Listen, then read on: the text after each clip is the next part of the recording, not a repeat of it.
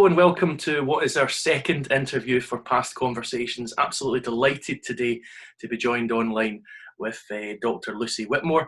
Lucie and I have crossed paths a couple of times over the years, most recently at the postgraduate conference in conflict archaeology, which was held at the University of Glasgow. And Lucie's discipline and Lucie's expertise and interests are something that I must admit I'm not terribly au fait with, but it's something that I do find particularly interesting, and I have heard her speak on a couple of occasions, and also through something that she may go on to talk about, which is war through other stuff. But Lucie, if you want to introduce yourself, that would be great. Great, yeah, well, hello, thank you so much for inviting me to be a part of this. So I'm Lucie, and I'm currently fashion curator at the Museum of London, which means I have the very lucky job of looking after a huge collection of dress and textiles.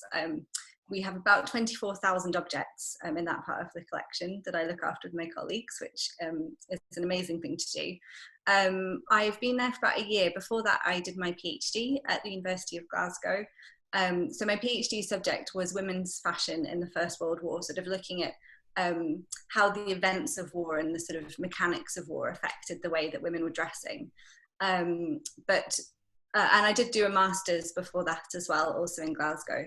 But before that, my background isn't very history focused. I actually studied textile design at university. So I'm sort of a late bloomer when it comes to historical stuff.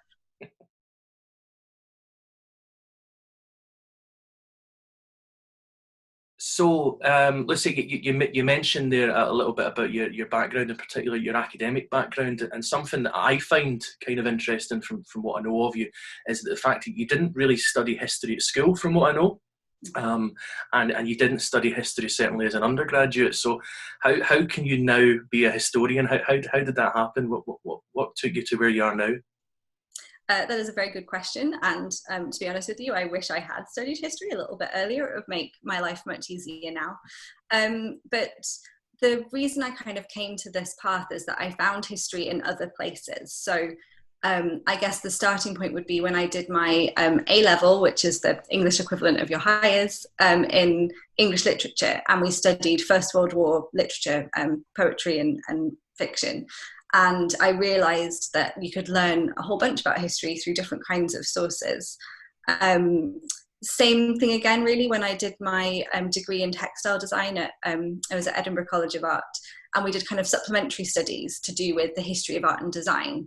And I found that really interesting. And I absolutely loved writing my undergraduate dissertation, which a lot of art students didn't like because they were there to make things and to be creative.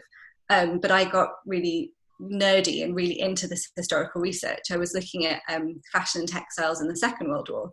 And that was kind of the turning point where I thought, you know what, I really like doing this. I really like telling these kinds of stories.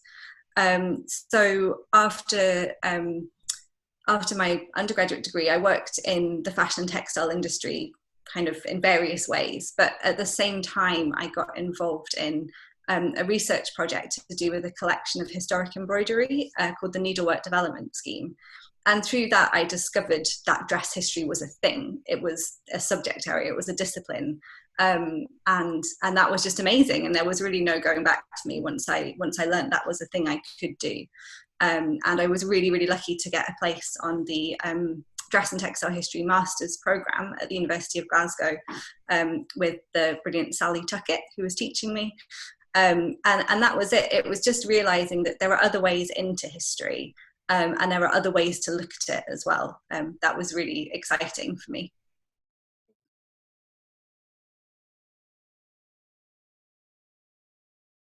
Lucie, you are a curator at the Museum of London. What does that involve? What do you do day to day? Well, my job's really varied, actually. I feel really lucky that I get to do a great mix of kind of practical stuff, computer-based stuff.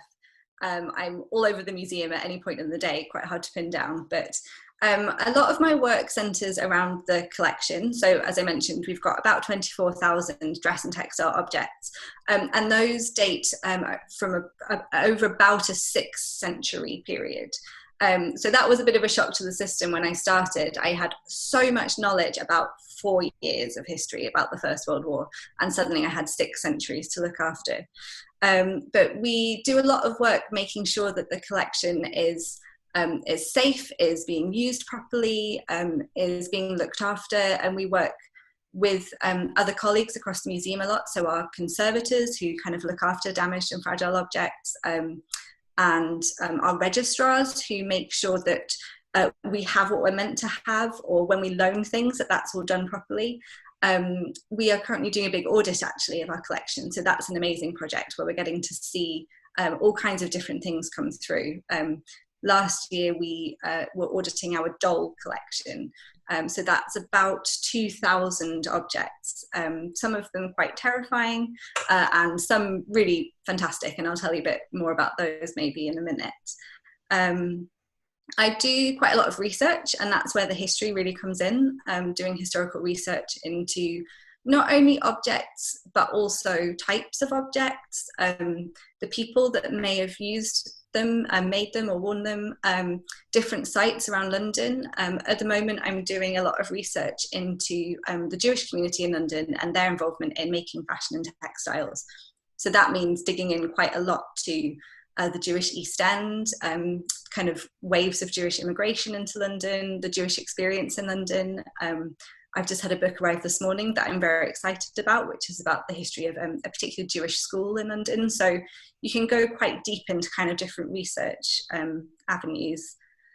Then of course, the thing that everybody thinks curators do, working on exhibitions and displays.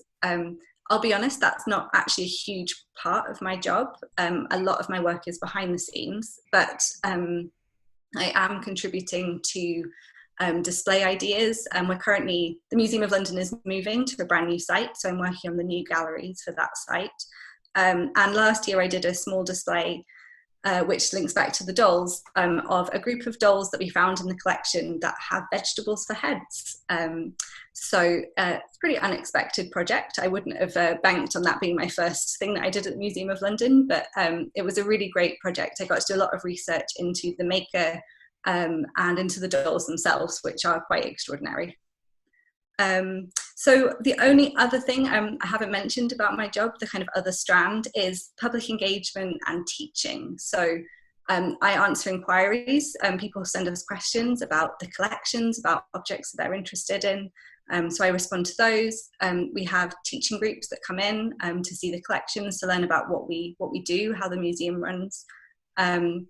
And then we do events, and I've also been working quite a lot on a social media series, London's Fashion Alphabet, which you can see on any of the Museum of London platforms, where we're just trying to find different ways to share the collection and get other people to see it.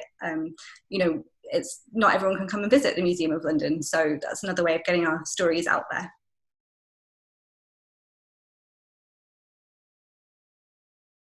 Aside from what you do as a fashion curator, you're also one of the co-founders of the War Through Other Stuff Society, and I have to say that over the past few years it's something that I've enjoyed following, and it's something as well that, you know, I'm a self-confessed kind of military history nut, that's kind of my thing, but you look at War Through Other Stuff exactly as it says on the tin. It's the non-military side, I guess, of war, but perhaps you'd like to explain what the society is and what it is that you guys have been doing.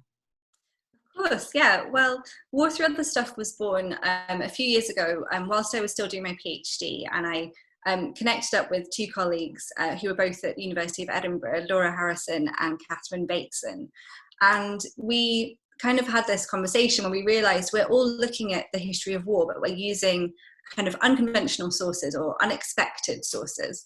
And quite literally the conversation was, we all look at war but sort of through other stuff, and we've never found a better name for it, so we stuck with that. But we decided to organise a conference, and it was really because we were all we'd all experienced going to other conferences where we were sort of the weird paper. We didn't quite fit, you know. I'd go to a fashion conference, but I'd be talking about war, or I'd go to a military history conference and I'd be talking about fashion. You're always on a bit of a weird panel where they're not quite sure what to do with you. And we really wanted to bring together people that were doing this. And from that first conference, we've really sort of, our core aim has been to champion people that are doing this kind of research, where you're looking at the impact of war on the world and on people's lives, which is such an important thing to understand. But you're doing it in a different way. So we're looking beyond the sort of military fighting man, and we're looking for all of the kind of weird and wonderful things, and also the awful things that come from war and conflict, and to just show that there are different ways of approaching this history. There are different ways of telling these stories. And when you look for the other sources, you're telling more diverse stories, more dynamic stories, and bringing often overlooked kind of voices into the conversation. So in terms of approach to history, that's what Water Other Stuff does. But the kind of second aim of Water Other Stuff was about the people and the ethos and the community of bringing together different researchers. So we've always felt really, really passionately about making sure that everybody is welcome, that our events are kind of affordable and approachable. We don't want anyone to feel intimidated or that it's not for them. A lot of military history events are dominated by men. Our events are always dominated by women. We've sought to be more diverse as well, but we haven't been as successful with that. That's one of our kind of recognised failings of ourselves. But really it's about the kind of community ethos of supporting each other as researchers, giving the people opportunity to share their research, and just seeing what we can learn by kind of taking this different approach.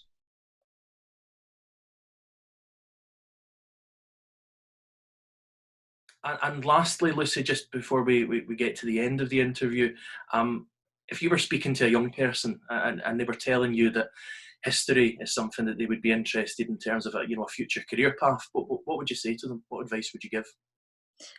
Well, as somebody who wishes they had studied history a little bit earlier, I think what I would say is that studying history, it's not just about historical dates and events and people. It teaches you a different way of thinking, a way of being critical, of analysing the information you're presented with, of questioning things in a really good way. And I think it also teaches you empathy, because quite often you're spending time with people whose life experience or world experience is so different than your own. And that's just so valuable in any career that you're going into. But I think the other thing I would say is that there are so many different ways of being a historian. It's not just writing books about, the world wars and the royal family. There are so many different subjects you can cover. I mean, I'm a historian of fashion. I didn't know that was a thing until about 6 or 7 years ago. It's really amazing what you can find. You can be a historian of food or of shoes or of religion. There's so many different paths. And if you're interested in the heritage sector and museums, which is where I've ended up, there are so many different paths. Even in one museum, people are using history in so many different ways. I mean, the Museum of London, there are about 200 to 250 employees.